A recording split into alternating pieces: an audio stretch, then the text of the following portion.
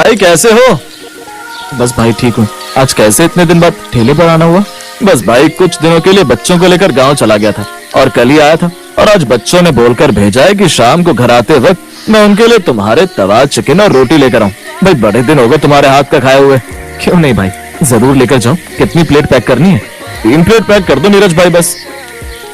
और फिर नीरज 3 प्लेट तवा चिकन रुमाली रोटी पैक कर देता है, जिसे लेकर वो आदमी घर चला जाता है। पाल चौक पर 2 ठेले लगते थे।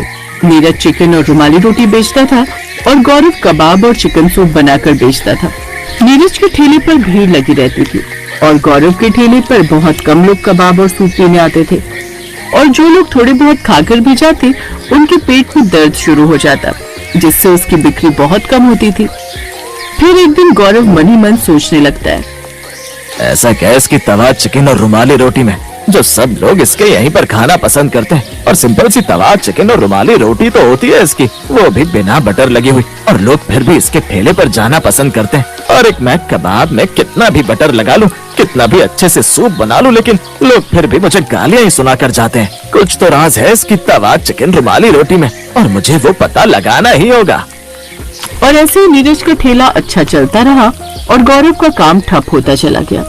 ये देखकर गौरव अंदर ही अंदर उससे जलने लगा। और फिर एक दिन नीरज किसी काम से कहीं गया हुआ था, तो उस रोज वो अपनी पत्नी सरगी को ठेले पर बिठाकर चला गया। शाम को नीरज को लौटने में देर हो गई। हे भगवान, ये ग्राहक आने शुरू भी हो गए और नीरज अभी तक आए नहीं, और मैं उनके आने से पहले किसी को तवा चिकन रुमाली रोटी भी नहीं दे सकती, क्योंकि उन्होंने मुझे कुछ भी सामान बेचने से मना किया हुआ है।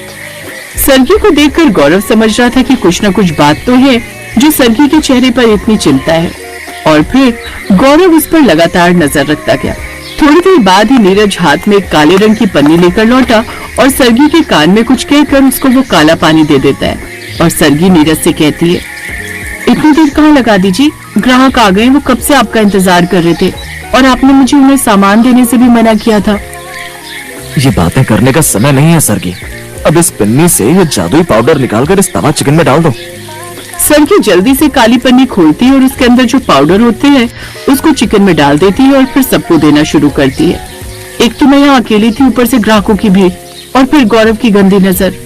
लेकिन तुम जानती हो ना कि अगर मैं नहीं चाहता तो हमारी ग्राहकी कम हो जाती। जो भी कमाल है इस पाउडर का, अब इस बारे में किसी से कुछ नहीं कहना। और ऐसे धीरे धीरे समय गुजरता गया और उनकी खूब अच्छी आमदनी होने लगी, जिससे वो लोग झोपड़ी से पक्के मकान में आ गए।